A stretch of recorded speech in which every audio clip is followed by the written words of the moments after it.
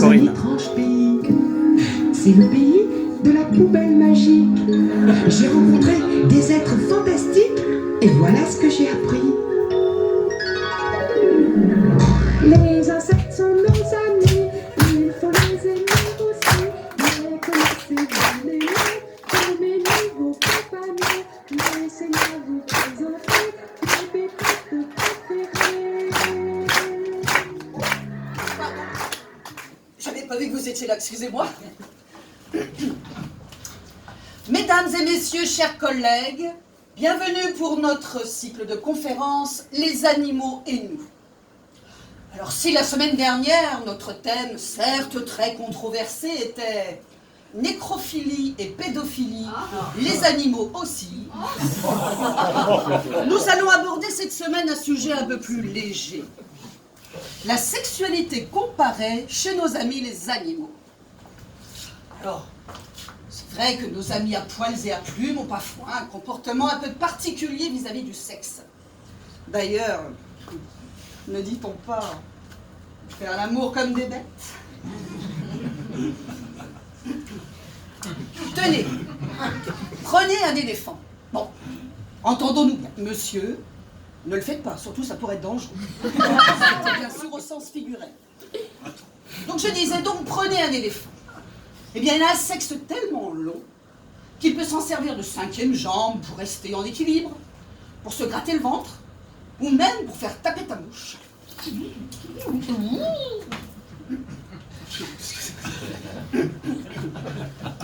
Et son pénis devient tout vert quand il est en rut. Et que dire également de la limace léopard, dont le mâle a le sexe qui lui sort de derrière la tête quand il a envie de copuler. Mesdames, imaginez la même chose pour vos maris. Oh, Morissette, j'ai envie de toi.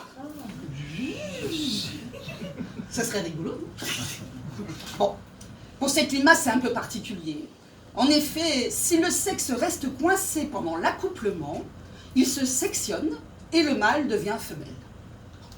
Une autre particularité, citons par exemple le kangourou, dont le mâle a un sexe bifurqué. Savez-vous ce qu'est un sexe bifurqué? Eh bien en fait, c'est un sexe qui se sépare en deux. Il se retrouve donc avec deux zizi. Et pour la double pénétration, c'est pas mal.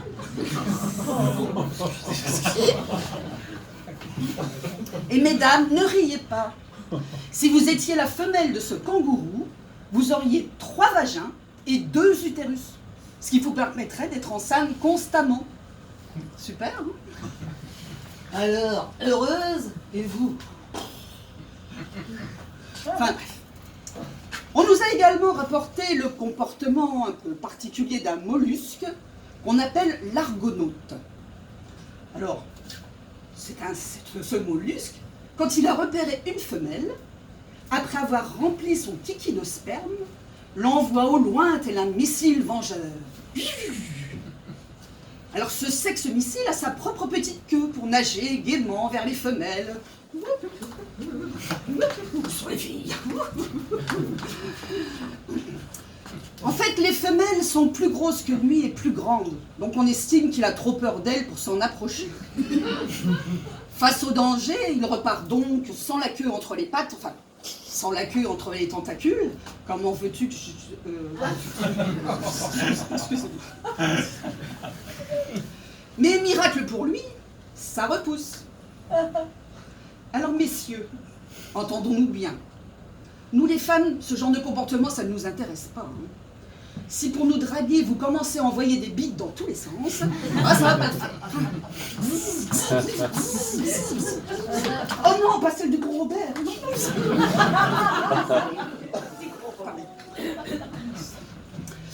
Et oui, il s'en passe vraiment des choses étranges au fond de l'eau. Tenez, si vous êtes plongeur à Nice, y a-t-il des plongeurs dans la salle? Non. Oui, des plongeurs. Donc vous avez dû pouvoir observer des concombres de mer. Alors au repos, c'est une chose molle et flasque, enfin mesdames, vous vous rappelez quelque chose? Eh bien au mois d'août, quand arrive la saison des amours, tous au garde à vous. Ils se redressent tels des sexes en érection et on voit leur leurs semences au gré du courant. Certains disent ils envoient la purée. Je n'ai jamais bien compris cette expression. Un autre animal, le dauphin. Oh, c'est mignon un dauphin. Oh, vous les aimez les dauphins? Oh oui. Ouais. Des vrais obsédés de la cricket, ouais. Ils ne pensent qu'à se masturber. On en a déjà vu qui se frottaient sur des poissons morts, qui s'excitaient sur des pierres et même qui poursuivaient des plongeuses de leurs assiduités. Ah oui, des vrais obsédés, je vous dis. Tout comme la loutre de mer, qui est bien connue pour kidnapper, violer et tuer les bébés phoques. Eh oui, s'en passe de drôle dans le fond sous-marin.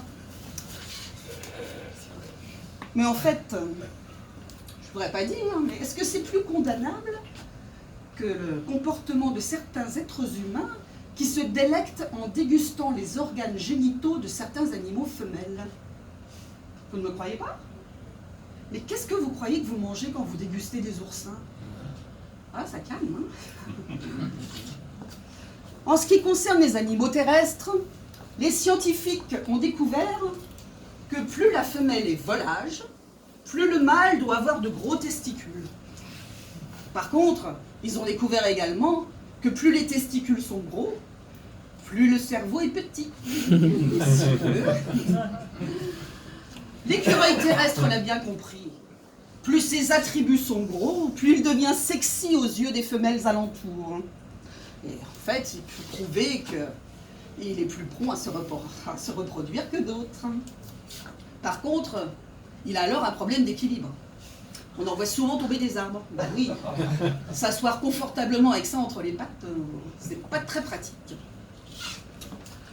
On pourrait citer d'autres animaux, comme par exemple des animaux qui sont en voie d'extinction parce qu'ils ne se reproduisent jamais, à cause de leurs pratiques un peu particulières. Citons par exemple le kakapo, c'est un perroquet de Nouvelle-Zélande. Alors, c'est un oiseau, puisque c'est un perroquet, mais en fait c'est un oiseau qui ne vole pas, il court. N'importe quoi, il court. Bon, c'est comme ça. Sa perversion, eh bien, il est capable de se poser sur votre épaule ou sur votre tête et de se frotter contre vous pour se donner du plaisir. Oui, oui. Alors vous le regardez, vous dites « Oh, le bel oiseau !» Mais en fait, lui, c'est son petit oiseau qui est en train de frotter contre vous. Alors bon, c'est une race en voie d'extinction, il n'en reste qu'une centaine d'exemplaires sur notre planète. Ah, évidemment, le peu d'intérêt qu'ils ont pour la chose explique cela. Tout à l'heure, je vous parlais des écureuils avec des grosses... Ça me rappelle quelque chose. Quand j'étais au lycée, on avait des cours de sciences nat. Bon, alors maintenant, on appelle ça les sciences et vie de la Terre. J'avais des copains qui nous racontaient toujours une devinette qui nous faisait beaucoup rire. Vous voulez que je vous la raconte? Oui. Savez-vous ce qu'est un ouïouïouï? Non?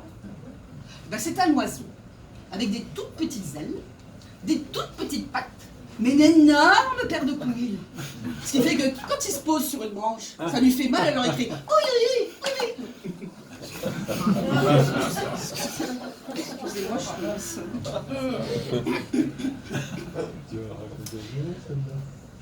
On pourrait citer également un animal qui montre qu'il a une grosse envie, par exemple le paon, qui fait la roue pour montrer à ses dames de quoi il est capable. Certains autres animaux sont homosexuels, par exemple le manchot de Humboldt. Bon, lui, il risque pas de se masturber, il est manchot. D'autres sont bisexuels. Citons par exemple les bonobos, qui utilisent la sexualité pour faire baisser la tension dans leur groupe. Bon, entre nous, les réunions commerciales pourraient être plus drôles si ça les chez les humains.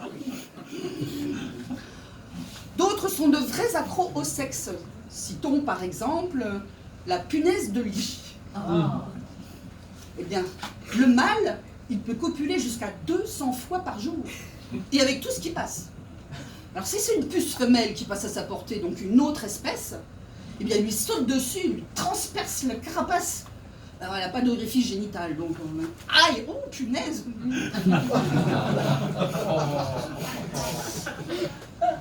Donc, voilà, nos animaux ont vraiment une vie très particulière. D'autres espèces n'hésitent pas également à se reproduire avec des espèces proches de la leur. Par exemple, le sanglochon, qui est le fruit des amours entre un sanglier papa, le papa sanglier, et la maman cochon. Ah, je crois que quand vous rentrerez ce soir chez vous, vous ne les verrez plus de la même façon, vos animaux. Quoi qu'il en soit, je vous invite la semaine prochaine à notre prochain cycle de conférences, donc qui aura pour titre « Moi aussi, j'en veux ». Alors, rien à voir avec le sujet ce soir.